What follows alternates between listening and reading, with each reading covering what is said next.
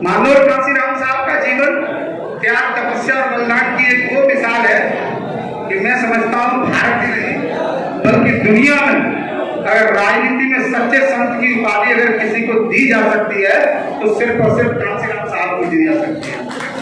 क्योंकि लोग अपने जीवन में भावनाओं में आकर कुछ प्रतिज्ञाएं तो ले लेते हैं लेकिन उन पर अमल नहीं करते। मानव कांसीराम साहब वो शख्सियत थे इस देश के दबे कुचले शोषित पीड़ित समाज को अपने पैरों पर खड़ा करने के लिए इस समाज के लोगों को जो रास्ता बाबा साहब डॉक्टर अम्बेडकर के साथ साथ चाहे महात्मा ज्योतिराव फुले हो, अगर चलने का काम अगर किसी ने किया तो सिर्फ और सिर्फ मानव कांसीराम साहब थे। क्योंकि एक बार बाबा साहब डॉक्टर अम्बेडकर ने यह कहा था कि जिस समाज में 10 बैरिस्टर, 20 डॉक्टर और 30 इंजीनियर होंगे वो समाज किसी के सामने हाथ नहीं फैलाएगा। ये बात उन्होंने 1954 में कही। लेकिन बाबा साहब डॉक्टर अम्बेडकर ने देखा कि 1956 में कि जो समाज के लोग जो मेरे संघर्षों की बदौलत जिंदगी में जो आगे बढ़े हैं, जो अपने पैरों पर खड़े हुए हैं, उन्होंने देखा कि भारत के आजाद होने के बाद ये सभी लोग अपने परिवार तक सीमित रह गए। इसीलिए उन्होंने दुखी होकर इसी आगरा की धरती पर रामलीला के मैदान में उन्होंने कहा था कि हे मेरे पढ़े लिखे समाज के लोगों, इस कारवां को मैं बड़ी मुश्किल से बड़े विरोधियों से टक्कर देकर इसको यहाँ तक लाया हूँ। अगर आप इसको आगे नहीं ले जा सकते हो तो कम से कम इसे पीछे मत ले जाना। ये बात उन्होंने पढ़े लिखे लोगों के सामने सभी के लिए कहा कि मुझे पढ़े लिखे लोगों ने बहुत धोखा दिया। इस दर्द को, बाबा साहब के इस दर्द को, बाबा साहब की इस वेदना को अगर सही मायने में किसी ने समझा तो मानव कांसीराम साहब ही थे, जिन्होंने इस देश में जब उन्होंने अपनी वो नौकरी करते थे तो नौकरी के जीवन में, नौकरी के कार्यकाल में जब उनके जीवन में एक घटना घटित हुई, उस घटना के बाद जब उन्होंने नौकरी छोड़ी, क्योंकि बाबा साहब डॉक्टर अम्बेडकर ने एक बात ये भी कही थी कि राजनीतिक ताकत वह ताकत है जिसके द्वारा आप अपनी सभी समस्याओं की ताले खोल सकते हो। राजनीतिक सत्ता प्राप्त करके आप जो आपने अब तक हासिल नहीं किया वो सब हासिल कर सकते हो। तो बहुजन समाज पार्टी बनाने के साथ जो उन्होंने कहा, मुझसे पूर्व के वक्ताओं ने भी कहा कि वोट हमारा, राज हमारा नहीं चलेगा, नहीं चलेगा, इस नारे को चर्चा करने के साथ साथ उन्होंने लोगों के दिल में वोट के तरफ असली चाहत पैदा करके दिखाई।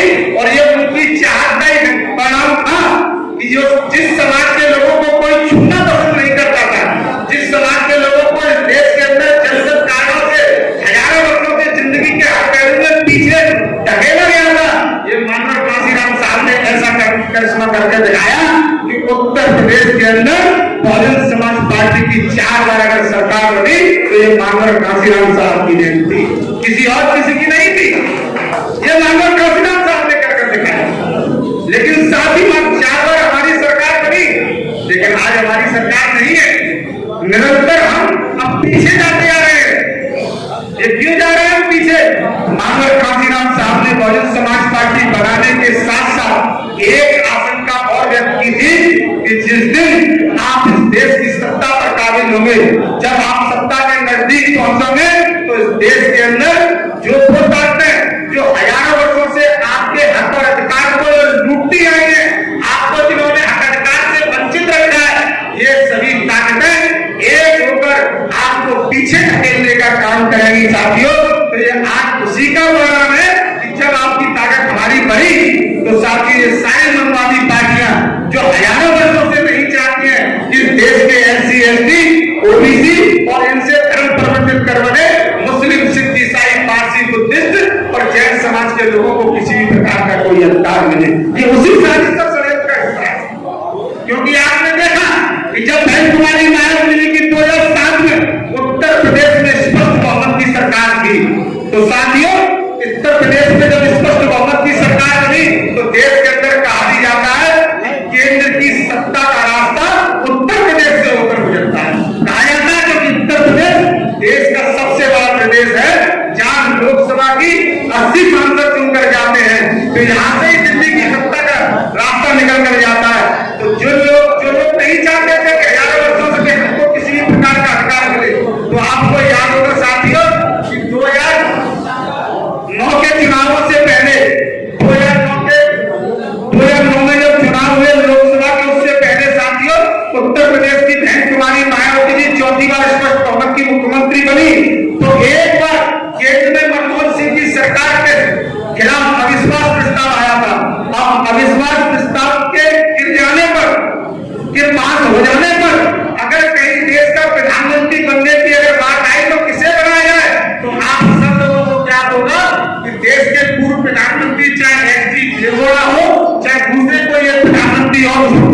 उनके साथ साथ इस देश की 10 बड़ी पार्टियों ने यह स्वीकार कर लिया था कि अगर यह अविश्वास प्रस्ताव पास होता है और मनमोहन सिंह की सरकार गिरती है तो हम इस ऐसी परिस्थितियों में फिर कुमारी मायावती जी इस देश की प्रधानमंत्री बनेंगी। तो अगर उस वक्त कुमारी मायावती जी को प्रधानमंत्री बनने का जब अवसर आया तो जो भारतीय जनता पार्टी कांग्रेस की सरकार को गिराने के लिए जो अविश्वास प्रस्ताव लाई थी वही पार्टियों साथियों अंदर खाने भारतीय जनता पार्टी कांग्रेस से हाथ मिला लिया और कांग्रेस की सरकार बना लिया। तो इससे क्या साबित होता है कि ये लोग जानते हैं कि किसी भी प्रकार से अगर बहन कुमारी मायावती दलित की बेटी और जो बहुजन महापुरुषों का जो मूवमेंट है जो मिशन है इसको आगे लेकर चलने वाली अगर बीएसपी की नेता इस देश की अगर प्रधानमंत्री बन गई तो जो हमने हजारों वर्षों से इस देश के एससी एसटी और ओबीसी के अधिकारों को कुचलने का जो काम किया है इनको जिंदगी के हर पहलू में पीछे धकेलने का काम किया है इस पर विराम लग जाएगा और फिर एससी एसटी ओबीसी और इनसे धर्म परिवर्तित करने बने मुस्लिम सिख ईसाई पारसी बुद्धिस्ट समाज के लोग एकत्रित होकर इस देश की सत्ता पर हमेशा हमेशा के लिए कब्जा कहीं ना करने साथियों तो ये सारे लोग एक हो गए। ठीक इसी प्रकार इसके बाद 2012 में जो विधानसभा का चुनाव हुआ तो जो भारतीय जनता पार्टी समाजवादी पार्टी का विरोध करती थी आप लोगों ने देखा अपने वोटों को ट्रांसफर करके साथियों भारतीय जनता पार्टी के लोगों ने अपराधियों को संरक्षण देने वाली समाजवादी पार्टी की सरकार दी। कहने का तात्पर्य मेरा ये है कि मानव काशीराम साहब की जो आशंका थी कि जब आपकी इस देश में ताकत बढ़ेगी तो इस देश की सारी राजनीतिक पार्टियां एक होकर बहुजन समाज पार्टी को पीछे करने का काम करेंगे साथियों। तो आज ऐसा ही षड्यंत्र ऐसा ही चक्र चल रहा है जिसके कारण हम साथियों निरंतर लगातार पीछे हो रहे हैं। इसलिए लेकिन इससे हमें घबराने की जरूरत नहीं है। इसलिए साथियों घबराने की जरूरत इसलिए नहीं है हमें संघर्ष करने की जरूरत है।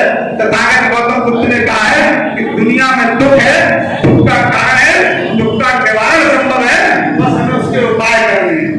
इसलिए हमको सिर्फ एक बात समझनी है इस दुख को दूर करने के लिए इस सत्ता में जो लोग हमको दूर किए हुए इसको सत्ता में पुनः प्राप्त करने के लिए हमें अपने अपना दीपक स्वयं बनना होगा। इस देश में जो जातिवादी के जो शिकार हुए हजारों वर्षों में जिनको जिंदगी के हर क्षेत्र में पीछे धकेला गया है उनमें आपस में भाईचारा पैदा कर साथियों हमको आगे बढ़ना होगा।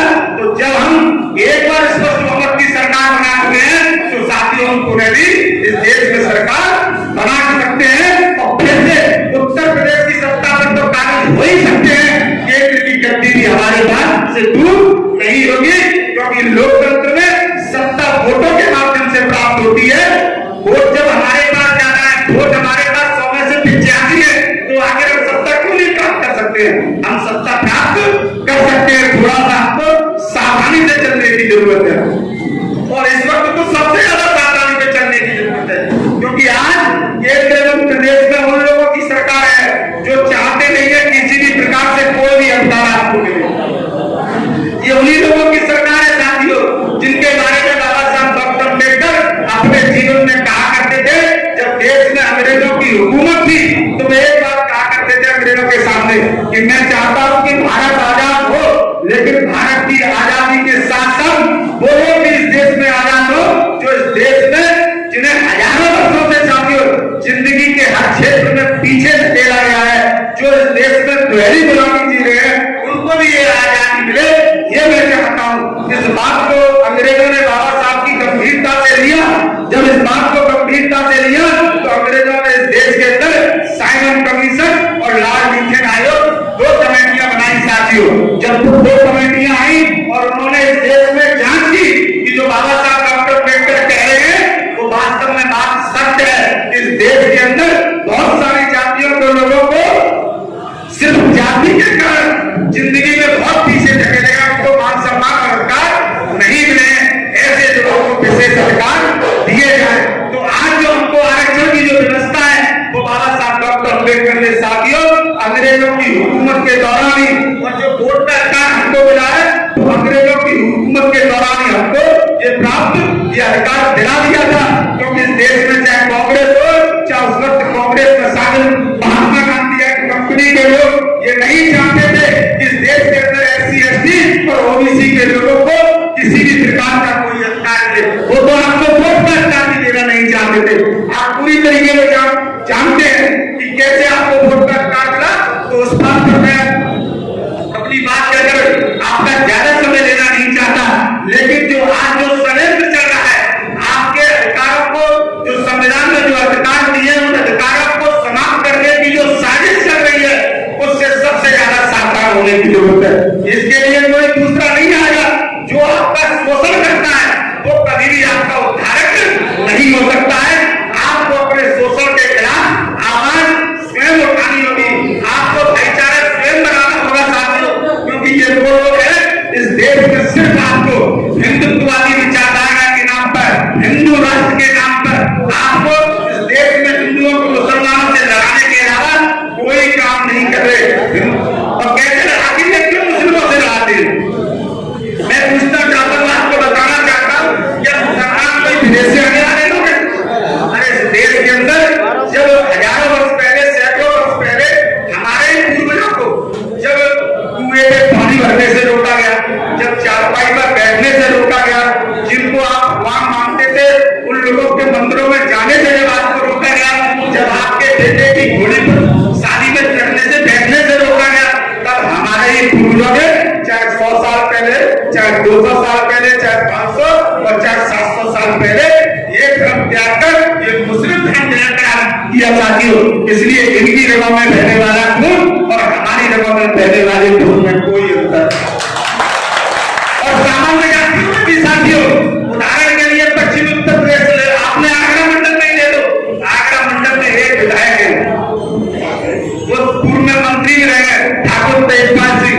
उनका आधा परिवार हिंदू है और आधा परिवार आज उनका मुसलमान है। हमारे मुसलमान के सांसद जी बैठे हुए, इनके पूर्वज 500 और 700 साल पहले वो भी इसी धर्म को मानने वाले लोग हिंदू थे साथियों। और त्यागी के पश्चिमी उत्तर प्रदेश में चले जाओ, एक त्यागी जाति है। त्यागी अपने यहाँ कहते हैं कि ब्राह्मण, तो त्यागी हिंदू भी है तो त्यागी मुसलमान भी है। ऐसे ही साथियों हिंदुओं की एक जाति गुजर मुसलमान है तो गुजर हिंदू भी है। इससे ये बात साबित होती है इस देश का मुसलमान, चाहे वो हिंदू हो चाहे मुसलमान हो, उसके पूर्वज एक है। हमारे खून और उनके खून में कोई भी अंतर नहीं है। इसलिए RSS और भारतीय जनता पार्टी की साजिश से ये आपको सबसे ज्यादा सावधान रहने की जरूरत है, क्योंकि ये हिंदू मुस्लिम कर लड़ाते हैं साथियों। और ये साथियों, और ये हिंदू मुस्लिम की हार में साथियों, जिन्होंने ये रिजर्वेशन जो आपको संविधान में जो रिजर्वेशन दिया है उसको साथियों नहीं कर रहे हैं। और जो EWS के तहत जो 10% आरक्षण जो दिया गया वो तो कोटा पूरा भरा जा रहा है, और लेकिन आपको दिए गए आरक्षण को आज तक ना तो भरा गया। क्या खेल खेला जा रहा है?